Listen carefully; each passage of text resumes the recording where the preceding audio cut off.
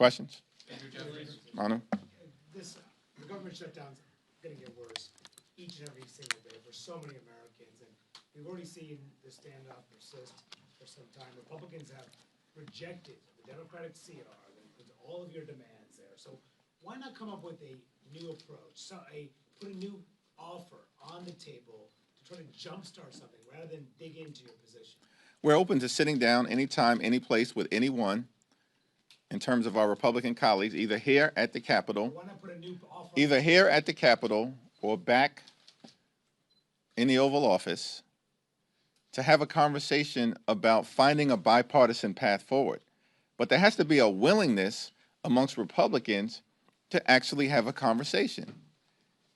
And since the White House meeting over 2 weeks ago, Republicans have gone radio silent. Donald Trump has spent more time on the golf course than talking to Democrats on Capitol Hill.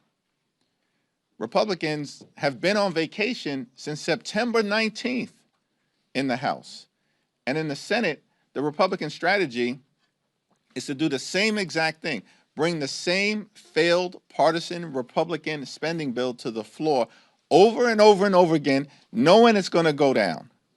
Because Democrats have been very clear. We're not going to support a partisan Republican spending bill that continues to gut the health care of the American people. We are open about having a good faith discussion with our Republican colleagues to hear their ideas about reopening the government while at the same time decisively addressing the Republican health care crisis. Thank you. Thank you. Thank you.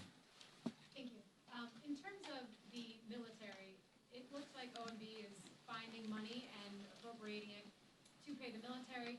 Do you agree with that strategy? Are you on board with that? And are you interested in ultimately one bill on the House floor to pay the military? I agree with making sure that our men and women in uniform, our active duty troops, are paid. We also need to make sure that we take care of all of our hardworking federal civil servants, which is why Republicans should be back here in Washington working with us to reopen the government, as opposed to continuing the Trump Republican shutdown. Thanks. Good afternoon. Thank you. Republicans have run on repealing and replacing Obamacare since 2010, but you're arguing for these subsidies to help subsidize Obamacare here.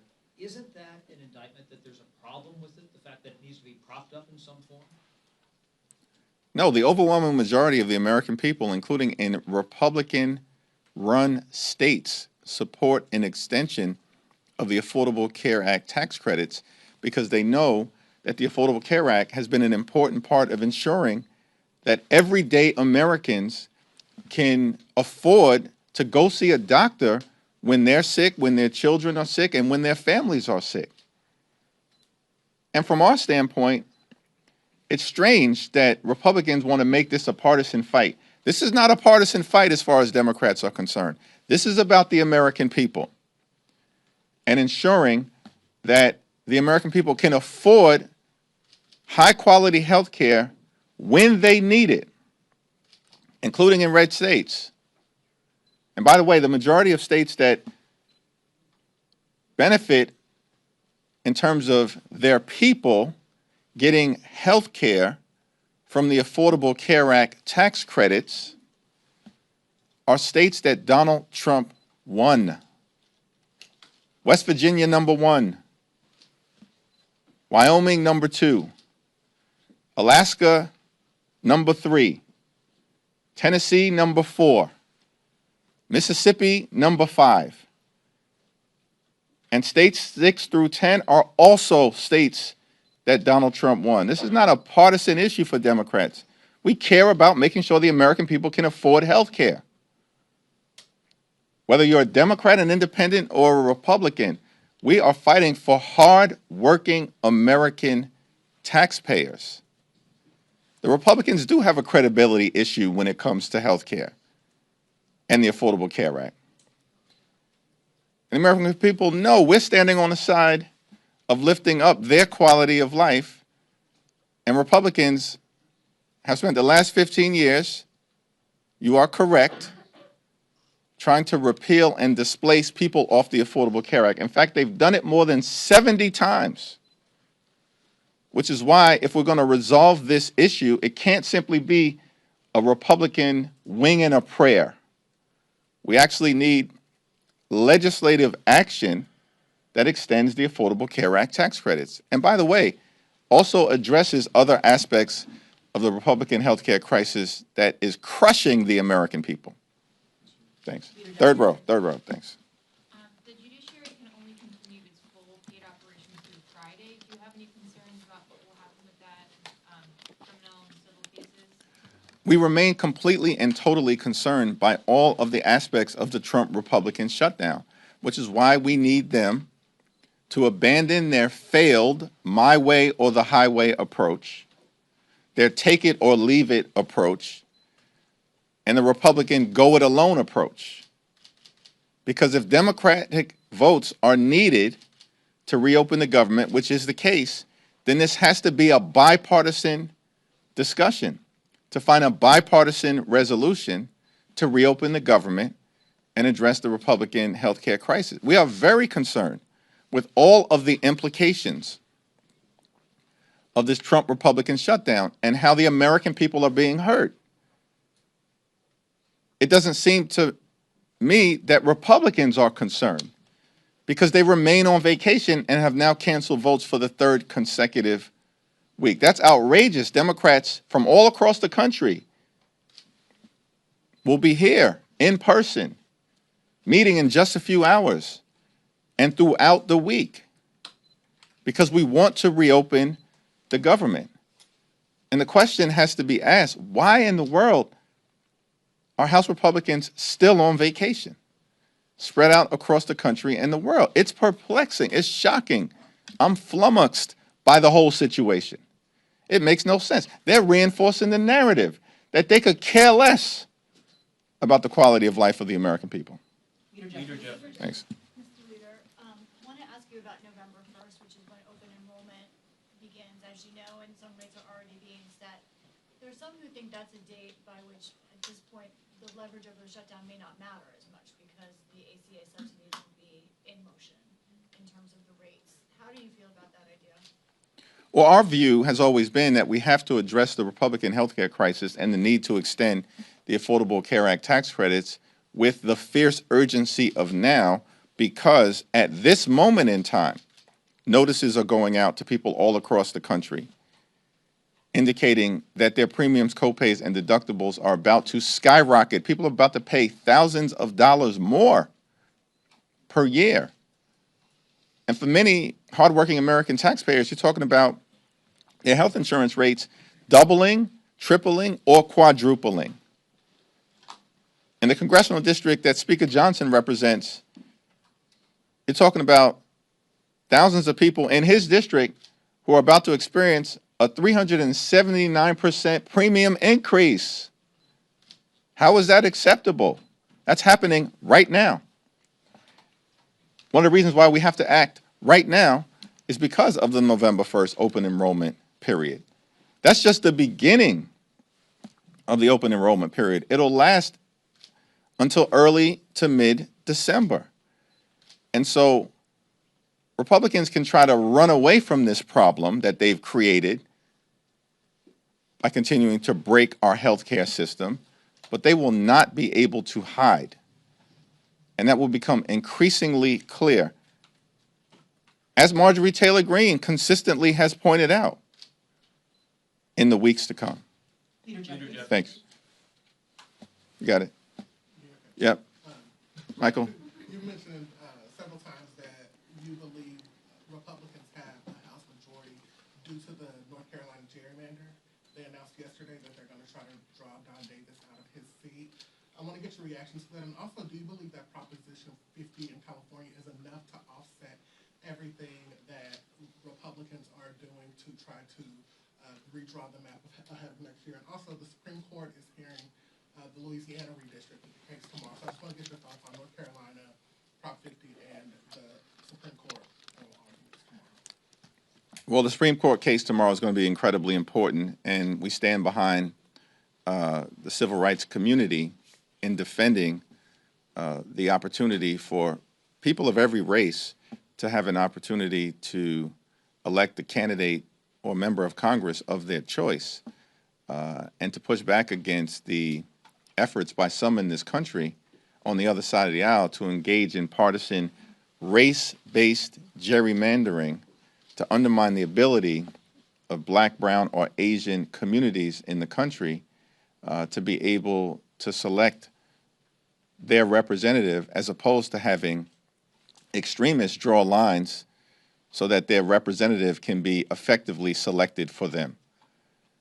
We're going to be watching closely that Supreme Court oral argument tomorrow, and I stand behind Representative Cleo Fields, whose district is the subject of the litigation, and we also, of course, stand behind the civil rights community's efforts to preserve both Section 2 of the Voting Rights Act, as well as the 14th Amendment protections against racial gerrymandering and undermining the ability of communities of color to elect the candidates of their choice.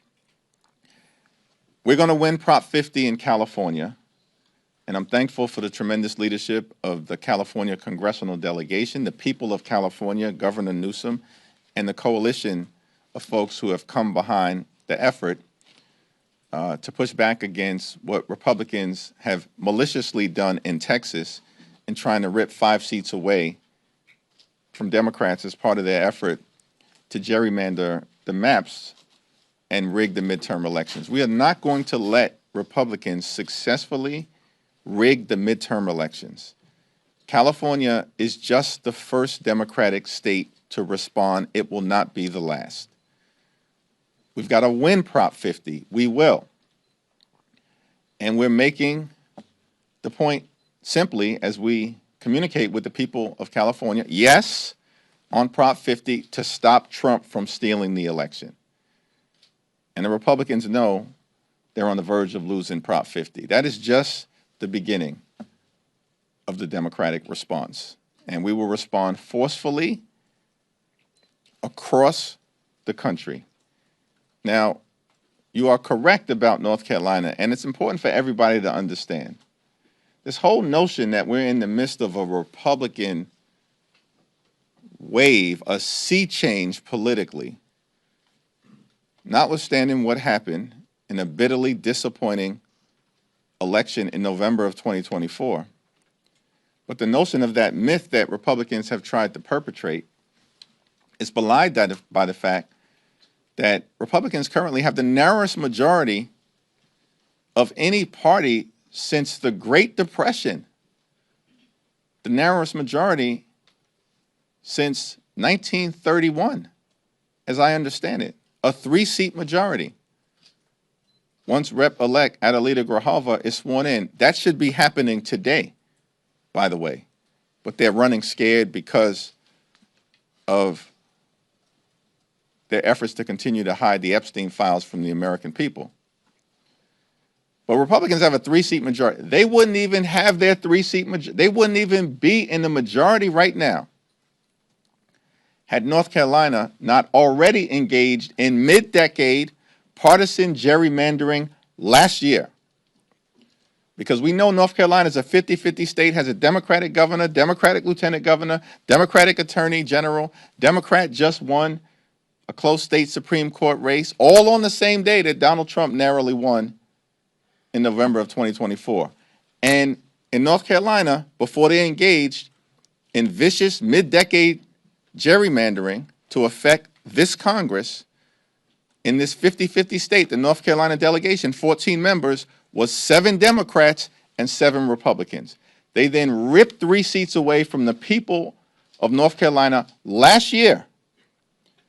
And on January 3rd of this year, changed the delegation to 10 Republicans and 4 Democrats. That's their majority right now. They didn't even legitimately win in an election where everything at the top of the ticket was breaking for them. And they had to rely on stealing 3 seats from the people of North Carolina to artificially create their majority right now. This is why you can't take these people seriously in terms of any policy high ground in the House that they may claim to have. It's non-existent. So the question then becomes, they've already gerrymandered the map in North Carolina. And because Donald Trump, their boss, ordered them to go back and try to create an additional seat, this is what they're going to try to do.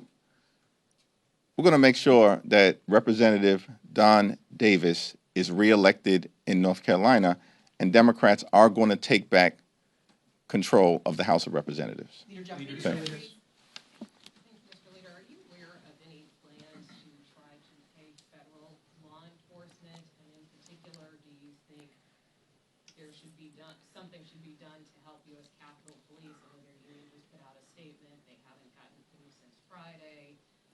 And are you concerned that could impact the safety here at the Capitol? Something should be done to stand by the U.S. Capitol Police. We're so thankful for their bravery and patriotism, service and sacrifice, and of course, should be done for law enforcement, as is the case for all federal civil servants, which is why Republicans need to get back into town and show up at the negotiating table so we can reopen the government, negotiate a bipartisan spending agreement that actually improves the lives of the American people, as opposed to what Republicans want to do, which is to get Democrats to sign off on their partisan Republican spending bill that continues to gut the health care of the American people. It's not going to happen. We need to address the Republican health care crisis. We've made that clear repeatedly now for weeks, and that position is not going to change. Leader Jeffries. Back in March, and even a little bit coming into this government funding deadline, there was a lot of concern among Democrats that if the government was shut down, that it would empower and give Trump the ability to run around Congress and do what he wants with government funding. Is what he is doing now exacerbating troop pay and finding money to pay for WIC, other things? Is that exacerbating Trump's ability to go around Congress?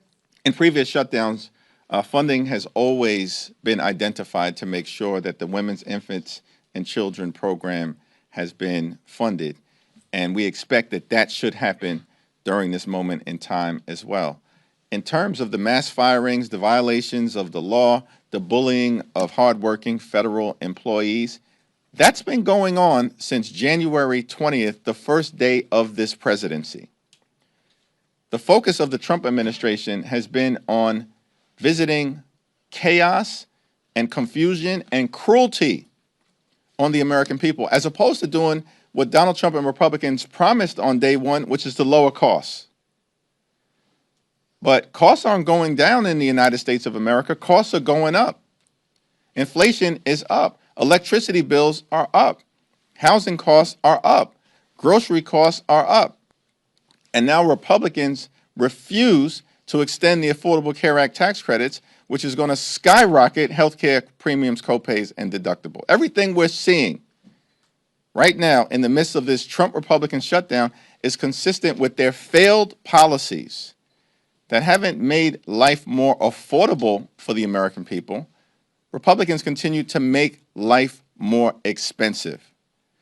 And Democrats are working hard to fix our broken healthcare system because of the crisis Republicans have created and to lower the high cost of living. Kevin?